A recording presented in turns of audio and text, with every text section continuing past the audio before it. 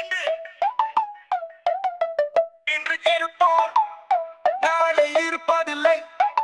இதுதான் இன்றைய நிலை. நிலை நிலை நிலை இறந்த கால வலியும் எதிர்கால பயமும் நிகழ்கால வாழ்வு கலங்க விட்டது என்னை. தனிமை நான் தேர்ந்தெடுத்தது அல்ல, நான் நேசித்தவர்கள் எனக்கு பரிசளித்தது. தனிமை என்பது ஒரு வகை போதை. ஒரு முறை அனுபவித்து விட்டால் அதிலிருந்து மீள முடியாது. இன்று இருப்போர் நாளை இருப்பதில்லை. இதுதான் இன்றைய நிலை.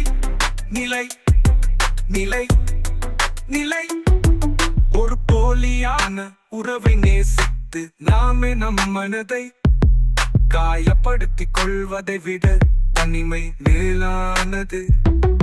தனித்து இருப்பவர்கள் எப்போதும் தனியாக இருப்பதில்லை.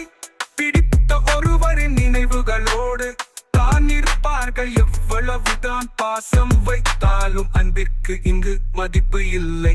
இன்று இருப்போர் நாளை இருப்பதில்லை. இதுதான் இன்றைய நிலை. நிலை நிலை நிலை